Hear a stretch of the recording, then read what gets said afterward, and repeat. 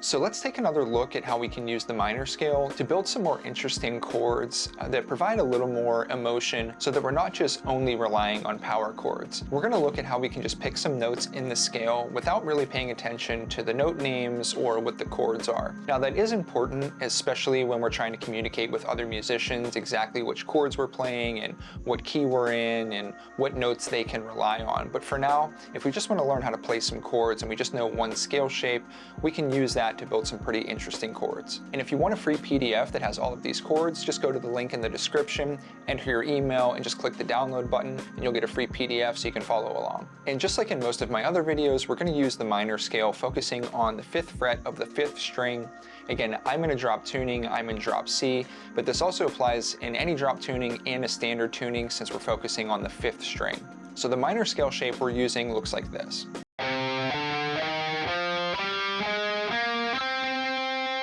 So that's 1 octave of the minor scale, and we'll play 2 octaves of the minor scale just so we know all of the notes that we have as options that we can use when building our chords.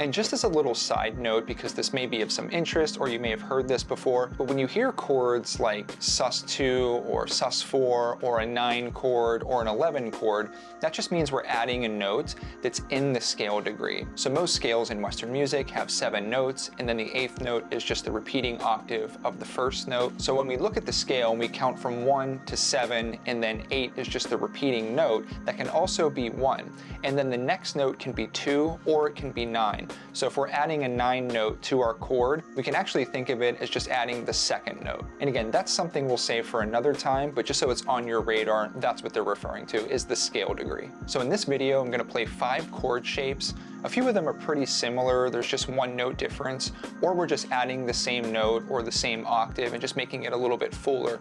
But these are chords that you can add in a progression, especially for a chorus, or they can be added in a riff. So if we're playing a bunch of notes in the scale and we want to add a chord in there, we can throw that in and then continue on to play some of the notes just to make it a little more interesting.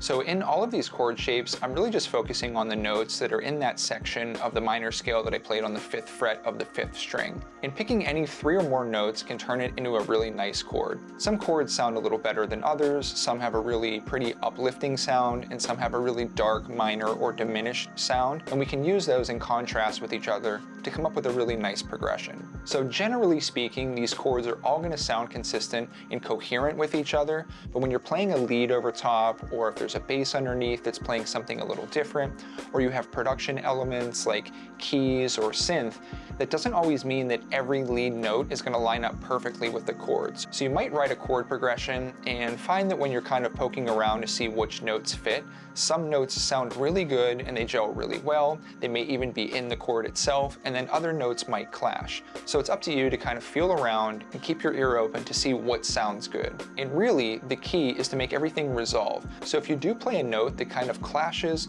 with the chord in the rhythm, you may want to think of quickly moving to another note that has a stronger connection to that chord. And this is a really good base or foundation for phrasing. And one of the ways you can practice this is just playing the scale up and down, which I've referenced in previous videos. So this way you can hear how the whole scale sounds over top of your rhythm.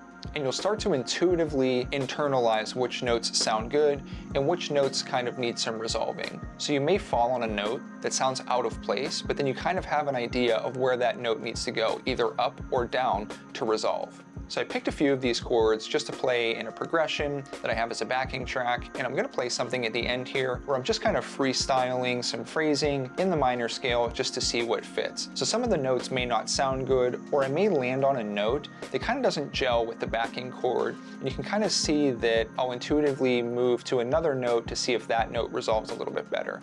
And just like with scales, a great way to practice and internalize these chords and their sounds is just play them one at a time and just repeat them so you can hear how every single note sounds.